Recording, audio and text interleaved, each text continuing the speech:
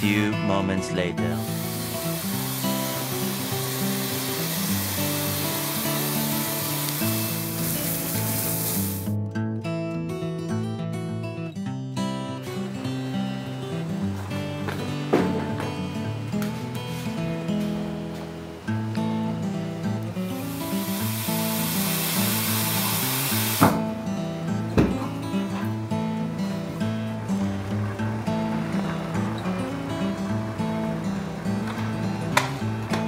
Tomorrow.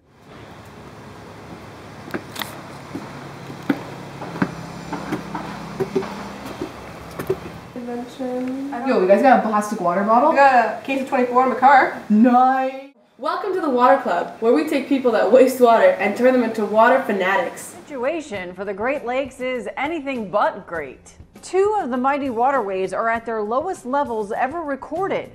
Hey everyone, I'm Christina Bear with Buzz 60 on Yahoo.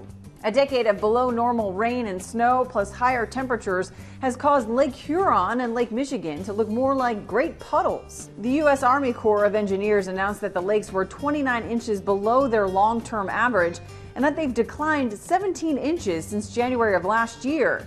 In fact, it's the lowest level since they began keeping records in 1918. The other Great Lakes, Superior, Erie, and Ontario, were also well below average. And a federal official describes it as an extreme situation. And it's not just bad news for people who love to boat or hit the beach. A resident along Lake Michigan says that it no longer looks like a sandy beach, it's more like all rocks.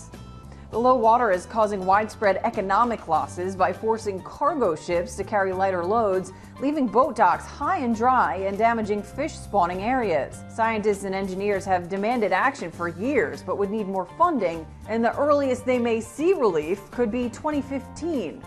At this rate, it could take years of consistent rains to return the Great Lakes region back to its reputation as a water and winter wonder. You understand why I brought you here. You can notice that it is so common to waste water without even really realizing it. Water is a necessity for our survival, and Canada's biggest freshwater source comes from the Great Lakes. The Great Lakes are in danger due to the various causes, some natural, and some we can only point the blame on you. So now I leave you three to join the Water Club and make change. Alright, so that was informative. Yeah. You know what I'm thinking? What? Maybe if I don't want to drink my water, I'll put it in the fridge for later. Maybe I don't need to wash my driveway anymore. I mean, I guess I could turn off the taps and brushing my teeth. Maybe we should research more things that are affecting I mean, the if we're Great Lakes. affecting the Great Lakes.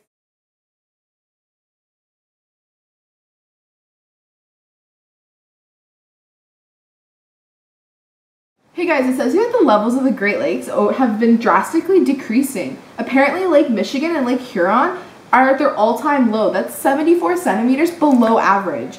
And apparently it's not just because we're not getting a lot of rainfall. Apparently we affect it. And that milder winters means less snow, which means less melting water, which means less water in the lakes. Oh, we have a problem. Can you see the bottom of this water? Because I can't. That's called pollution, and it's ruining our freshwater system. It's ruining. Hey guys, water levels isn't our only problem. What about all the pollution that we're dumping into the lakes? Pollution. I think this calls for another water club. 3 days later. Can't believe the amount of stuff I found on pollution. There's point source pollution and non-point source pollution. And basically, point source pollution is pollution entering the lake system directly. Hundreds of years ago, it was thought that the lakes could clean themselves without leaving traces of garbage behind. But now we know this is not true, and the last couple of 100 years of dumping has caused huge pollution problems. As of today, we still dump chemical and human waste into the lakes. Unfortunately, there are companies along the Great Lakes, including the Bruce Power Nuclear Company, the Alico Aluminum Company, and Enbridge. Although there are no laws in place to manage the amount of waste being put into the lakes, they need to be enforced. What? And that's not even the half of it. There's also something called non-point source pollution, which pollutes the waters through surface runoff and agricultural dumping. This is said that it is the most difficult to reverse since it's hard to pinpoint exactly where it starts and where it originates. With many polluted cities on the shores of the Great Lakes, including cities like Toronto, Chicago, Cleveland, Buffalo, Green Bay, Milwaukee, Detroit, the amount of waste being dumped into the lakes is extremely high. This type of pollution has taken a big toll on the Great Lakes, killing off so many fish. Pollution is a huge deal, but you know what else is? Invasive species in the Great Lakes. 2009, there have been 186 non-native species in the basins of the Great Lakes, and on average, every 8 months, a new one is introduced to the Great Lakes, disturbing the ecosystems. These invasive species include the infamous zebra mussels and the Asian carp. Since these species are not natural to the Great Lakes, they are intrusive and take over the native species. Many of the times, these species reproduce, creating these large populations of intrusive species that are killing the native ones. The intrusive species can affect the chemical balance of the water, alter food webs, and affect the availability of resources. Hey, what are you doing here? Hey, I'm just looking at the lake. What are you doing here? Well, I mean, I'd be looking at the lake too, but it's so murky with pollution, you can't even see anything. Can't even see the bottom of the lake. Hey, what are those things that are swimming? Those are invasive species. Does it look like they belong here? No, they don't. No, it's because they don't. They are killing our ecosystem. We need these fresh water. Let's catch these fish. Well, I mean, if the water was clear, we could catch them easier. It's great that we know all of these problems, but what are us three gonna do? I think we should go out, educate the people, and maybe we can help make a huge change. I mean, if we get everyone, our Great Lakes can get saved in a way. We need you to help us fix the lakes. Hi, and welcome to the 2 o'clock news. My name's Olivia, and we're here to talk about a serious topic, the Great Lakes. We're gonna send it over to our water correspondent, and may I say a water expert, Sabrina Santin. And live from the Great Lakes, let's send it over to Sabrina. Hey Sabrina, Thank you, Olivia. Here today we are Georgian Bay, a bay that feeds into the Great Lakes system. Today we are going to be interviewing Howard Cappadocia. Wait. Oh, he can't make it today. Instead, we have his neighbor, Maple Syrup. And here we have Maple Syrup to talk to about her cartage on Georgian Bay. Maple, so what do you think of the water levels? Well, actually, they are pretty good this year.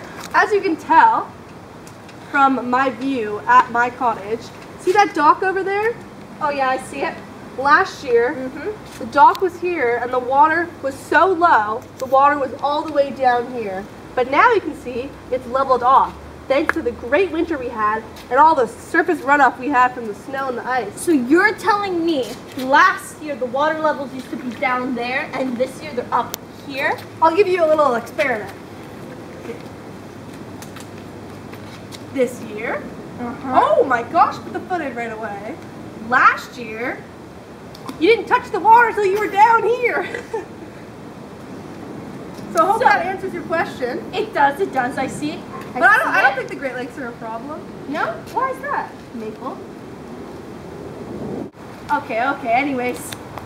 Back to Olivia. Thank you, Maple. Back to Olivia. wow Sabrina, that was very educational. So I guess our water crisis is fixed. Far from it, Olivia. We need a regular flow of precipitation to keep the water levels. And hopefully this spring we'll have that, because last year we did not. In this case, rain is a good thing. Thank you so much. That was our water correspondent and expert, Sabrina Santin. Now to Mary with the weather.